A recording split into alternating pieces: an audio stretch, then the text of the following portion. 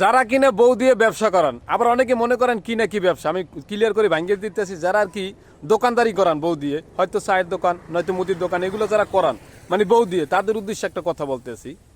তো বাই দেখা যায় যে সারাদিন চাকরি করে, অফিসে যায় বা যে কোনো কাজে থাকে, সকালে যায় সন্ধ্যায় আসে। আর বউ কী করে, সারাদিন মনে করেন দোকানদারি করে।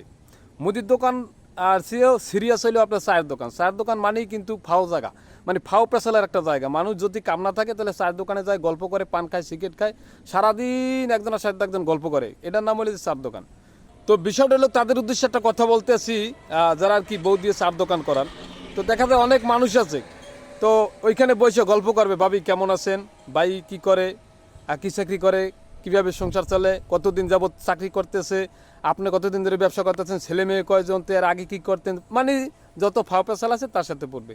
দেখা যায় যে একজন, দুইজন, পাঁচজন, দশজন এরকমের আইসা পেশা পড়া শুরু করবে। তো দেখা যায় যে একজনের সাথে ভালো একটা আন্ডারস্ট্যান্ডিং হয়ে যাবে, ভালো কথাবার্তা ভালো লাগবে। এক পর্যায়ে দেখা যায় তার লাগে একটা সম্পর্কের মতনও তৈরি হয়ে যায়। তো হওয়ার পরে দেখা যায় আপনার বাসা আসলে আপনার কথা ভালো লাগে না, আপনাকে তার এখন সহ্য হয় না, বললে একটা আর একটা বলে, মানে এই ধরনের হয়। মানে আমি বলতেছি আমার অভিজ্ঞতার উপরে, কারণ আমি যেহেতু একটা ছোটোখাটো ব্যবসা করি, এই জগতে আসি, যার কারণে আমি কথাগুলো তুলে ধরলাম। কথাগুলো বাস্তব না কি সেটা আপনারা বিবেচনা করে দেখেন। তো দেখা যায় এরকম করতে করতে একজনের লাগে একটা আন্ডারস্ট্যান্ডিং হয়ে যায়, একটা সম্পর্ক হয়ে যায়, তারপর কিন্তু অন্য একটা মানে পরক্রিয়া যেটা বলে সেটা কিন্তু লিপ্ত হয়ে যায়। তো এই ধরনের কিছু লোক আছে যারা কিনা নিজে হয়তো সেইপে কাজ করেন আর বউ দিয়ে মনে করেন খোলামেলা ব্যবসা করেন। এরকমের লোকের সংখ্যা কিন্তু কম নয়। বিশেষ করে শহর লেভেলে এগুলো বেশি দেখা যায়, গ্রামের চেয়ে শহর লেভেলে বেশি দেখা যায়।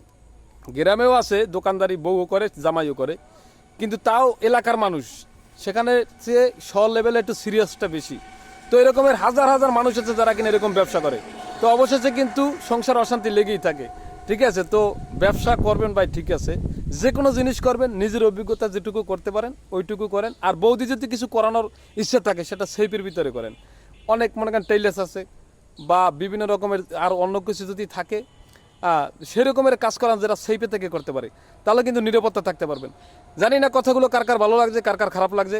যদি ভালো লেগে থাকে তাহলে পাশে থাকবেন, আর যদি খারাপ লেগে থাকে তাহলে ভুল হলে ক্ষমা করে দেবেন। ধন্যবাদ।